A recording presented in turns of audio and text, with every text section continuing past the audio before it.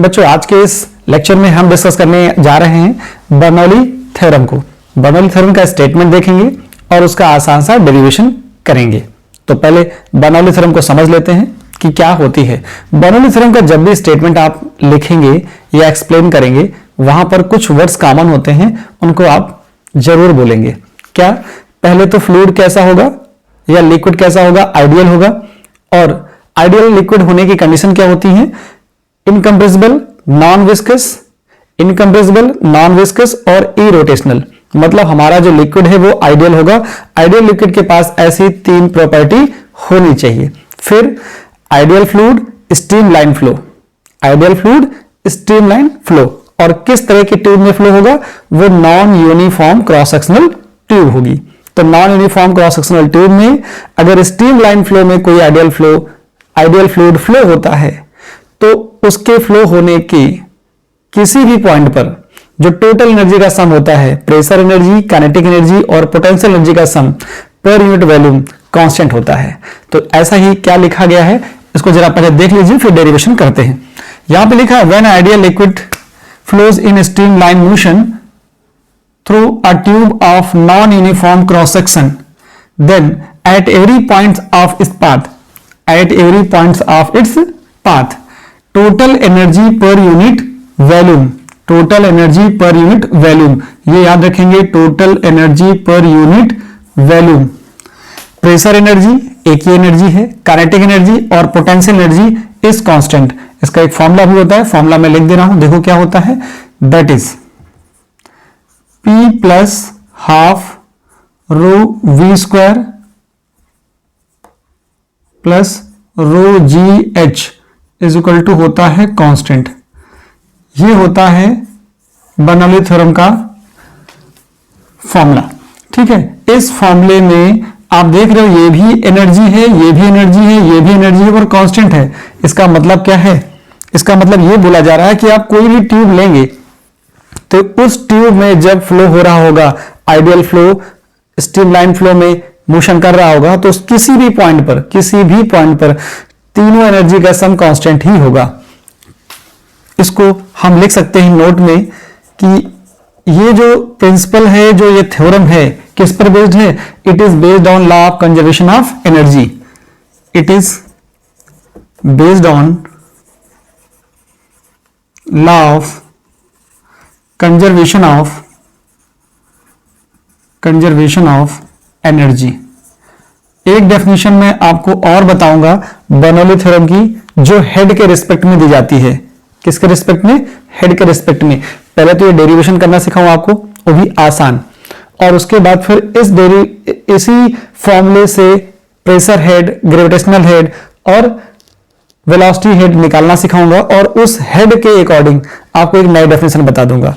ठीक है, अभी देखो आपको ये पता चल गया कि जो बर्नौली थ्योरम है वो किस पर बेस्ड होती है? Law of conservation of energy पर बेस्ड होती है। और इसी कंसेप्ट को यूज करके हम बर्नौली थ्योरम को प्रूव भी करेंगे। उसके लिए पहले फिगर देख लेते हैं। देखो फिगर क्या होता है, मैंने बताया है कि ट्यूब कैसी हो, ट्यूब आपके पास होनी चाहिए नॉन यूनिफॉर्म क्रॉस सेक्शन की। कैसी होनी चाहिए? नॉन यूनिफॉर्म क्रॉस सेक्शन की। तो मैंने एक ट्यूब देखो ले ली है, ये आपके पास एक ट्यूब है, कैसी है? नॉन यूनिफॉर्म क्रॉस सेक्शन की। तो मैंने ये एक ट्यूब यहां पे बना दी। जो ये ट्यूब मैंने बनाई है वो नॉन यूनिफॉर्म क्रॉस सेक्शन की है। आप देख रहे हो इधर का एरिया ज्यादा है और इस साइड का एरिया कम है। और इसकी जो ग्राउंड से हाइट है, ये जो हाइट है, देखो इस साइड की हाइट कितनी है? h1, और इस साइड की जो हाइट है वो h2 है। और ये कहां से ले रहा हूं मैं? ग्राउंड से ले रहा हूं। ये ग्राउंड हो जाता है, ये रेफरेंस लाइन कह सकते हो या ग्राउंड कह सकते हो। और इसमें जो भी फ्लो हो रहा होगा लिक्विड का, वो कैसा हो रहा है? यहां पर वेलोसिटी v1 है और इसको आप दिखा सकते हो ऐसे, यहां पर वेलोसिटी v2 है। यहां का जो एरिया है, वो a2 है। क्या है? a2 है। यहां का जो एरिया है वो a1 है। यहां पर जो प्रेशर है वो कितना है? p1 है। यहां का जो प्रेशर है वो कितना है? यहां का जो प्रेशर है वो P2 है। ठीक, तो P2 को मैं ऐसे दिखा दूं अंदर की तरफ। अभी बताऊंगा क्यों ऐसा किया मैंने। यहां पर जो फ्लूइड होगा वो कैसा होगा? आइडियल होगा। कैसा होगा? आइडियल फ्लूइड है, ये आइडियल लिक्विड है, और मोशन कैसा है, मोशन स्ट्रीम लाइन है, स्ट्रीम लाइन फ्लो है, जो इसका फ्लो है वो स्ट्रीम लाइन है। मैंने दोनों चीजें लिख दी हैं। ये इसका एरिया ज्यादा है, इसका एरिया कम है, इससे ये पता चल जाता है कि ये नॉन यूनिफॉर्म क्रॉस सेक्शन की ट्यूब है। मैं यहां पर A2 लिख दे रहा हूं, A2। ठीक है, इतनी चीजें पता चल गई। देखो, इस डेरिवेशन को करने के लिए सिर्फ आपको एक एजम्पशन लेना है, सिर्फ एक। क्या? V1 और V2 क्या चीज है, बस। और आपको कुछ लिखने की जरूरत नहीं है, तो डेरिवेशन आसान हो जाएगा। मैं लिख दे रहा हूं कंसीडरेशन। देखो यहां लिखता हूं मैं proof. Let entering liquid covers distance V1 in time 1 second, बस इतना लिखना है। ये आपके पास XY एक ट्यूब है, consider a non uniform cross sectional tube, बस ये लिखना है। Let consider a non uniform cross sectional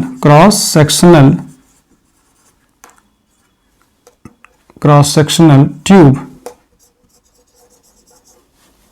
non uniform cross sectional tube XY, बस मैंने लिख दिया। जो हमारा एग्जाम्पशन था मैंने लिख दिया। फिर क्या कर रहा हूं, let V1 be the distance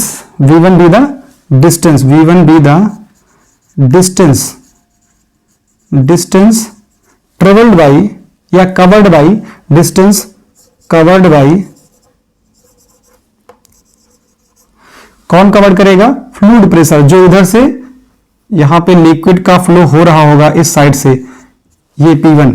तो क्या हो जाएगा, V1 be the distance covered by entering liquid. कैसा है ये, इंटरिंग लिक्विड है, इंटरिंग लिक्विड पर सेकेंड एट इंड x। ये लैंग्वेज आपको बस लिखनी है। मैंने V1 के बारे में लिखा, सेम आप V2 के बारे में लिख दो इस एंड पर। फिर कहीं पर कोई लैंग्वेज नहीं लिखना है, डेरिवेशन हो जाएगा। कैसे होगा, and V2 B the distance covered by leaving liquid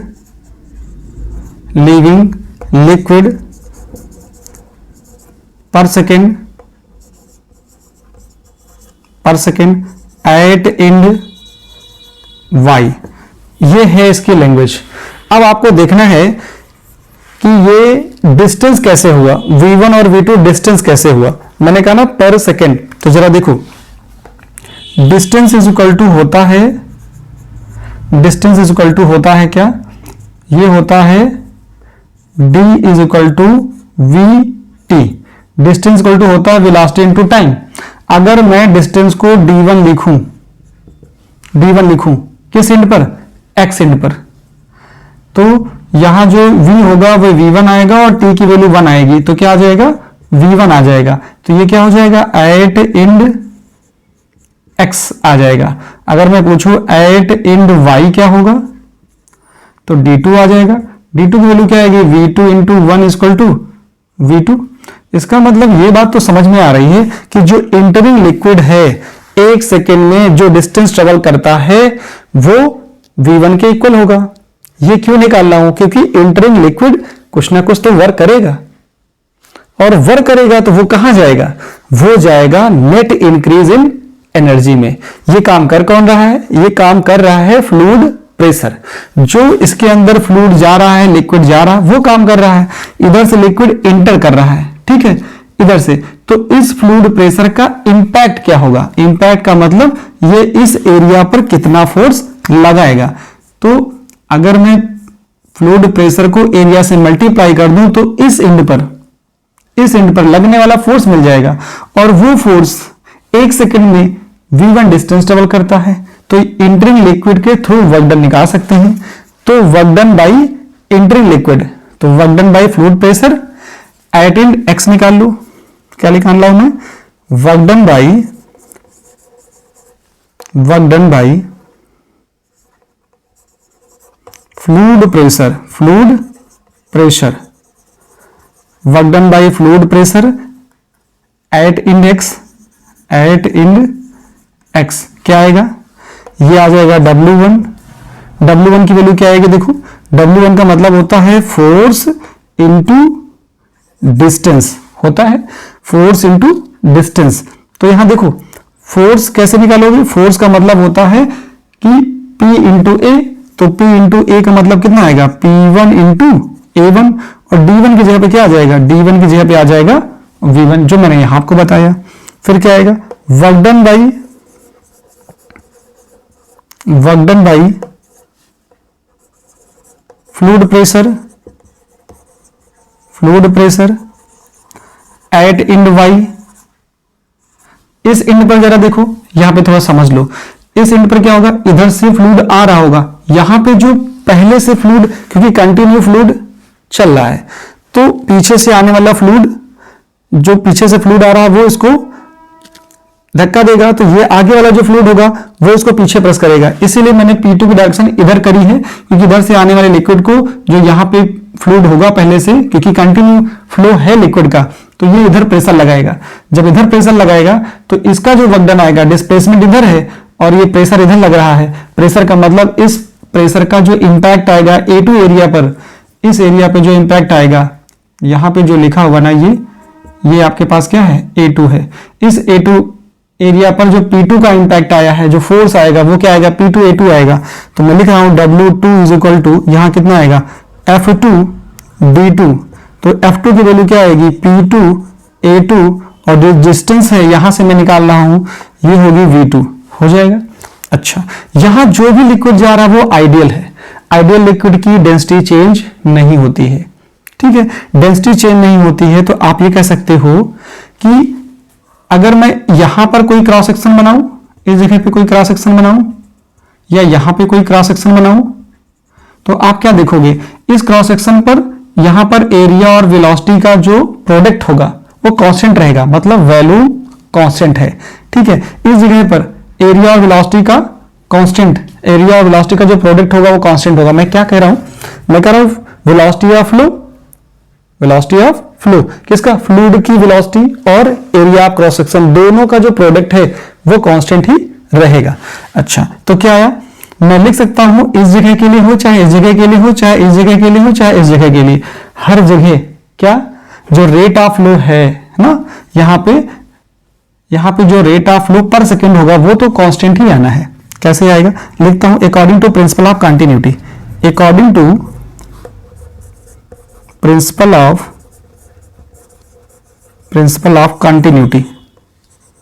continuity क्या होता है, ये होता है A1 V1 is equal to A2 V2, ठीक है। ये A1 V1 is equal to A2 V2, तो क्या आ गया, ये आ गया रेट ऑफ फ्लो, ठीक है, रेट ऑफ फ्लो आ गया। रेट ऑफ फ्लो एक्चुअली है क्या, ये वॉल्यूम पर सेकेंड है, तो वॉल्यूम का मतलब होता है यहाँ पे डेंसिटी, क्या आ जाएगा, मास अपॉन डेंसिटी आ जाएगा।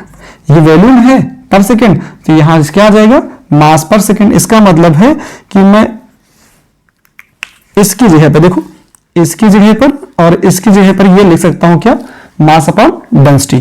तो मैं लिख सकता हूं नेट वर्क डन कितना हुआ, net work done by fluid pressure, ये आपको जो मिलता है वो मिलता है W is equal to W1 minus W2। क्यों लिखा मैंने माइनस, प्लस क्यों नहीं लिखा, रीजन देखो, इधर वाला जो फ्लूइड प्रेशर है वो फ्लूइड को इधर ले जा रहा है, यहां पे जो फोर्स आएगा, फोर्स प्रेशर की डायरेक्शन में आएगा और डिस्प्लेसमेंट भी इधर ही हो रहा। इसका मतलब इसका वर्क डन W1 पॉजिटिव आएगा, यहां पर देखो डिस्प्लेसमेंट इधर है और फोर्स इधर लग रहा है, इसका मतलब यहां पे वर्क डन नेगेटिव आएगा एट इंड y, इसलिए इसको नेगेटिव लिखा, इसको पॉजिटिव लिखा। देखो क्या आएगा, इसकी वैल्यू कितनी है, इसकी वैल्यू है P1 A1 V1, इसकी वैल्यू कितनी है P2 A2 और V2। इसकी जगह पे और इसकी जगह पे क्या पुट करना है, आपको लिखना है P1 माइनस P2, इसकी जगह पे और इसकी जगह पे क्या आ जाएगा, मास upon density.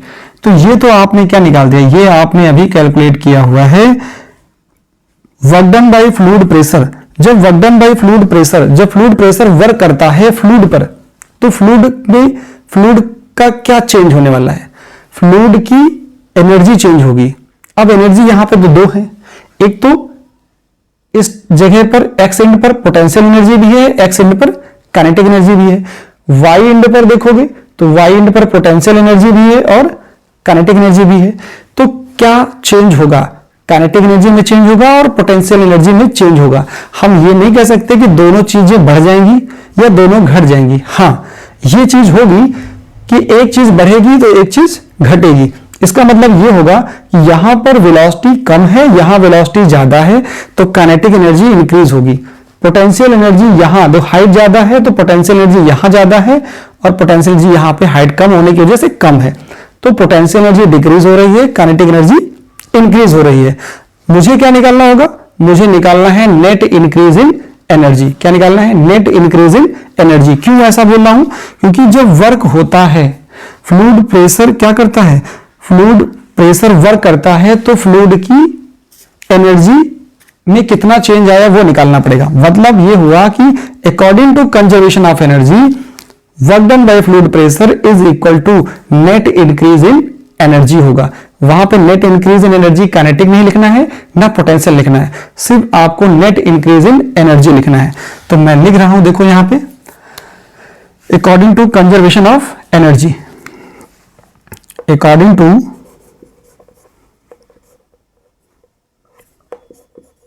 Conservation of energy, according to conservation of energy क्या लिखना है मुझे, यहां लिखना है work done by fluid pressure, work done by fluid pressure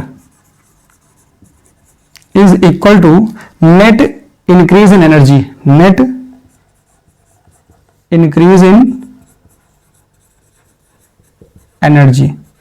इस फॉर्मूले में सिर्फ वैल्यू पुट करिए और आपका रिजल्ट आ जाएगा। देखो मैं क्या करता हूं, थोड़ी सी लैंग्वेज यहां से हटा देता हूं, कहां से, इसके बाद आपको लिखना क्या है, एक स्टेप में यहीं पे लिख दूं, देखो आपको दिख जाएगा ये जो वर्क डन आया है, वर्क डन कितना आया है, आपको वर्क डन मिल गया है ये P1 माइनस P2 और ये आया है mass upon density. Clear, is equal to, देखो net increase in energy, kinetic energy बढ़ रही है और पोटेंशियल एनर्जी घट रही है, तो दोनों का नेट निकालना है, ज्यादा में से कम माइनस करना है। तो इसका मतलब 1/2 m v2 square minus 1/2 m v1 square. ये तो हुआ इंक्रीज इन काइनेटिक एनर्जी। फिर से सुनना, इंक्रीज इन काइनेटिक एनर्जी क्यों लिख रहा हूं, क्योंकि आप देख रहे हो यहां वेलोसिटी ज्यादा है, यहां वेलोसिटी कम, तो यहां काइनेटिक एनर्जी ज्यादा होगी, यहां काइनेटिक एनर्जी कम, तो ज्यादा में से मैंने कम कर दिया, फिर माइनस लगाया और लिखना है मुझे क्या, potential energy. Potential energy decrease हो रही है, इसका मतलब mgh1 माइनस mgh2। तो यहां इस साइड का आपको मिल रहा है net increase in energy, that will be equal to the work done by fluid pressure. इसके जस्ट बाद आप क्या लिखोगे, देखो यहां से m, यहां से m, यहां से m, सब जगह से m हटा दीजिए और इसको ओपन कर दीजिए।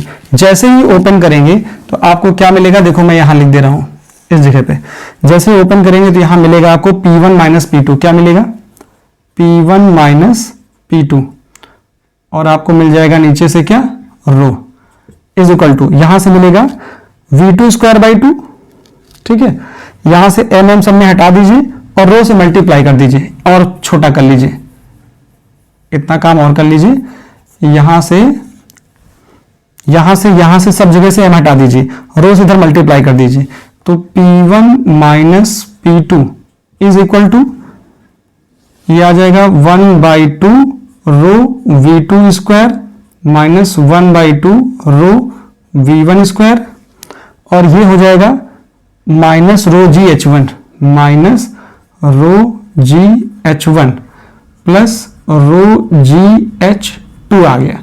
1 एक साइड में कर लो, 2 एक साइड में कर दो, तो क्या आ जाएगा P1 plus half rho V1 square plus rho G H1 is equal to P2 plus half rho V2 square plus rho G H2।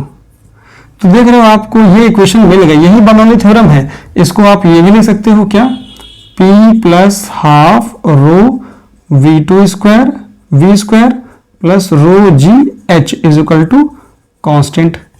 अगर इसी को आप डिवाइड कर दो किससे, इसी को आप डिवाइड कर दो, इसी को डिवाइड कर दो रो जी से। किससे डिवाइड कर दो, रो जी से। मैं लिख दे रहा हूं डिवाइड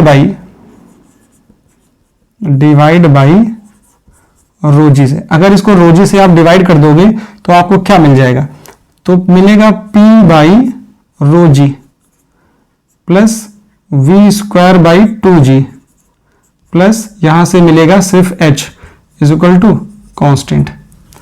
क्या मिला हुआ यहां पे मैंने क्या लिखा है, यहां पे मैंने लिखा है रो जी। क्या लिखा है, P बाई रो जी, ये लिखा है। तो यहां पे क्या होता है, ये चीज क्या होती है, ये होती है प्रेशर हेड और ये होती है वेलोसिटी हेड, ये होता है ग्रेविटेशनल हेड। क्या फिर से बता रहा हूं मैं, देखो एक होता है प्रेशर हेड, एक होता है वेलोसिटी हेड, एक होता है ग्रेविटेशनल हेड और आगे लिखा हुआ है कांस्टेंट। इसका मतलब अगर आप ये बोल दो, बर्नौली थ्योरम को सुनना ध्यान से, बर्नौली थ्योरम में अगर ये बोल दो, इन तीनों हेड को बोलते हैं टोटल हेड। क्या बोलते हैं, टोटल हेड। अगर आप ये बोलो कि when ideal liquid flows in streamline motion through a tube of non-uniform cross section, then at every point of its path total head remains constant। क्या बोल रहा है, टोटल हेड। यहां इसके बाद at every points of its path total head remains constant, या फिर at its path at every points of its path pressure head, velocity head, gravitational head is constant. यहां तक भी आप बोल देते हो तब भी आपका बर्नौली थ्योरम का स्टेटमेंट गलत नहीं होता है। ठीक है, एक चीज मैं आपको और यहीं से क्लियर कर दूं, अगर यहां पर जो आइडियल फ्लूइड है, आइडियल लिक्विड है, हॉरिजॉन्टल मोशन में अगर फ्लो हो रहा हो, इफ आइडियल फ्लो कैसा हो, हॉरिजॉन्टल मोशन हो, इस तरह की ट्यूब ना हो, ऐसे कैसे हो, हॉरिजॉन्टली हो। तो मैं यहां देखो नोट में लिख देता हूं, यहां पे ये तो क्या था, H1 था, मैं नोट लिख दे रहा हूं। नोट में क्या बताना है मुझे कि जो फ्लो होगा वो कैसा होगा, फ्लो आपका हॉरिजॉन्टल हो जाए। If liquid flows